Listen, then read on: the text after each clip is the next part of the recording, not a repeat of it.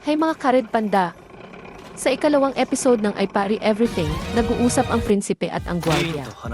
Sabihin mo sa akin ang higit patungkol sa mga kaganapan sa kuweba. Sabi ng prinsipe, ang kanyang tingin ay matindi.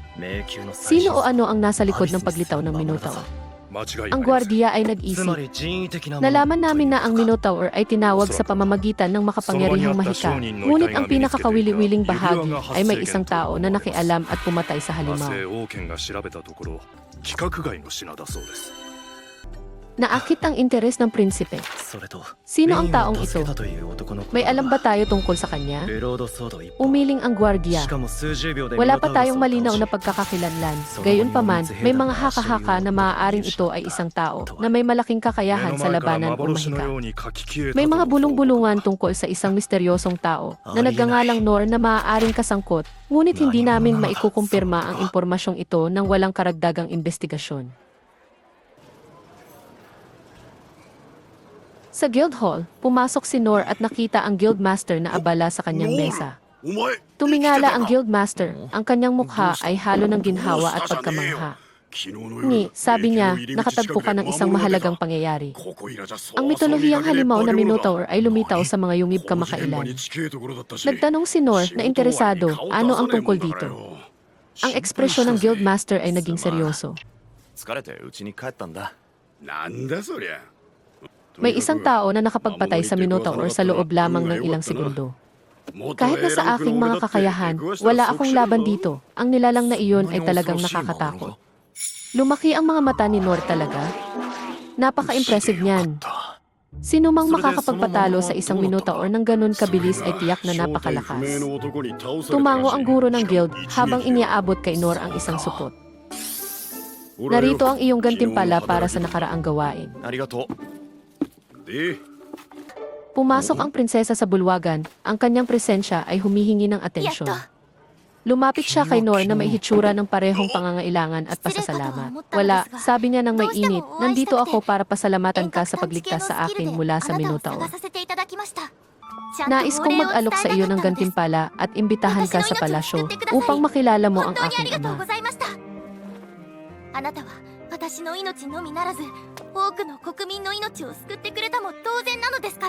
Nagulat si Nor, pinahahalagahan ko ang kilos, ngunit hindi ko kailangan ng anumang gantimpala.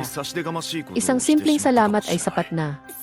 Patuloy na sinabi ng prinsesa, mahalaga sa amin na maipakita ng maayos ang aming pasasalamat. Ang pagtanggap sa imbitasyong ito ay magbibigay daan sa aking ama na ipahayag ang kanyang pasasalamat ng personal. Hindi nag-atubili si Nor, naiintindihan ko, pero talagang hindi ako komportable sa ideya ng gantimpala.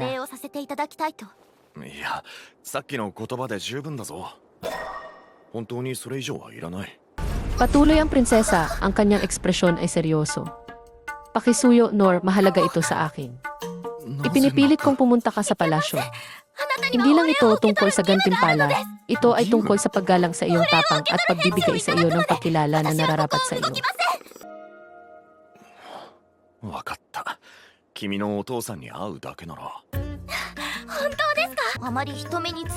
Bigla, itinaas ng prinsesa ang kanyang kamay at nagdasal ng isang orasyon. Isang kumikislap na aura ang pumapalibot sa kanila. Ang spell na ito ay makakatulong sa atin na maiwasan ang hindi kanais-nais na atensyon habang tayo ay naglalakbay patungo sa palasyo, ipinaliwanag ng prinsesa. Naglakad sila sa mga palamuting pasilyo hanggang sa umabot sila sa pasukan ng silid ng trono.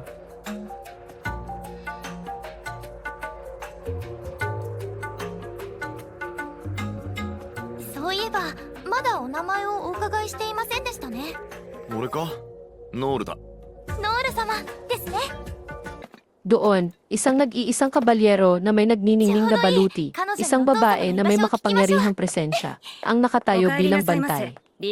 Ang kanyang baluti ay kumikislap sa liwanag ng kastilyo at ang kanyang postura ay parehong maayos at may otoridad. Umiti ang prinsesa at lumapit sa kabalyero. Nagbalik ako kasama ang isang bisita.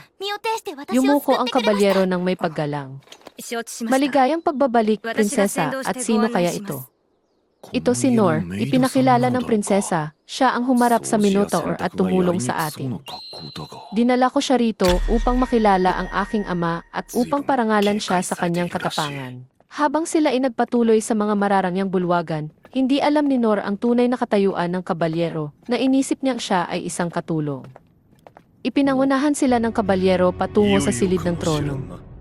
Sa malaking silid ng trono, napansin ng prinsipe ang paggamit ng prinsesa ng balabal nang hindi nakikita at siya ay halatang nagulat. Amang hari, ginamit na naman ng kapatid ko ang balabal nang hindi nakikita para makapasok ang isang tao. Hindi ako makapaniwala.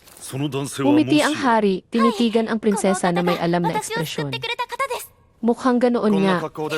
Ang prinsipe ay umiling na patuloy na namamangha.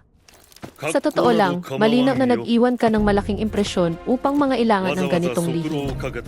Si Nor, bahagyang nagulat ngunit nagpapasalamat, ay nagsabi, pinahahalagahan ko ang karangalang ito. Tumango ang hari.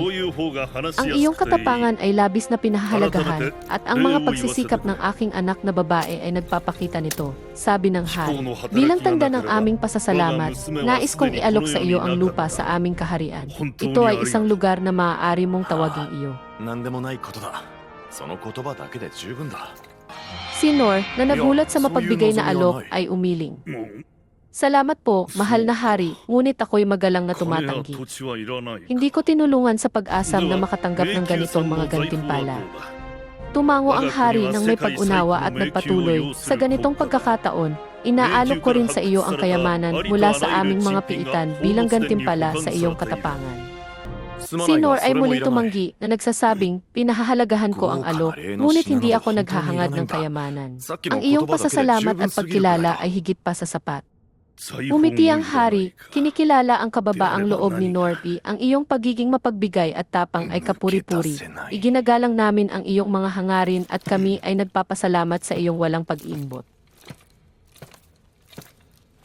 Ang tabak na ito, sabi ng hari, ay isang bagong nakuha namin mula sa isang espesyal na ekspedisyon. Ito ay isang magandang piraso at nais kong magkaroon ka nito bilang simbolo ng aming pasasalamat.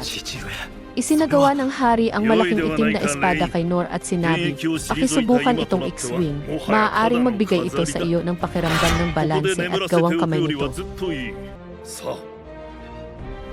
Hindi makapaniwala si Nor kung gaano kabigat ang espada. Inilapat niya ang pampalakas sa kanyang kanang braso at inugoy ang espada. Wala siyang naisip na ito ay hindi mabigat sa lahat, tulad ng kanyang inaasahan, matapos ilapat ang pampalakas. Namangha ang hari na nagawa niyang ikiskis ito gamit ang isang kamay. Masaya ring tinanggap ni Nor ang malaking itim na espada bilang tanda ng pagpapahalaga ng hari sa kanyang katapangan. Habang umaalis si Nor sa palasyo na hawak ang malaking itim na espada, naisip niya ang isang bagay, ang espada ay kasing lapad ng lumang daanan ng tubig ng matandang babae. At maaari itong gamitin bilang kasangkapan para dito. Si Nor ay mukhang masaya. Habang naghahanda si Nor na umalis sa palasyo, lumapit sa kanya si Ines, ang personal na gwardiya ng prinsesa, na may magalang na yuko. Sabi niya, nais kong personal na pasalamatan ka sa pagligtas sa prinsesa. Ang iyong katapangan ay hindi lamang nagprotekta sa kanya, kundi nagbigay din ng ginhawa sa ating lahat. Ni hindi, nang makilala ang tunay na pagkatao ni Ines at mapagtanto na hindi lamang siya isang katulong, umiti. Salamat, Ines. Hindi ko naisip na ikaw ang personal na gwardiya ng prinsesa. Lumalim ang ekspresyon ni Ines. Mahalagang maunawaan mo ito. Siguraduhin palagi kang magalang sa hari at maginoo kapag nasa palasyo. Mahigpit ang aming mga kaugalian at napakahalaga na sumunod dito. Bilang huling babala, ngunit nagpapasalamat pa rin ako sa iyo, dagdag ni Ines. Lumaki ang kanyang mga mata sa gulat nang marinig ang pangalan ni Nor. Sigurado ka bang iyan ang pangalan mo? Kinumpirma ni Nor, tama iyon. Ipinakita ng ekspresyon ni Ines ang isang saglit na pagkabigla. Nang walang ibang salita, mabilis siyang lumingon at umalis, iniwan si Nor na nakatayo roon.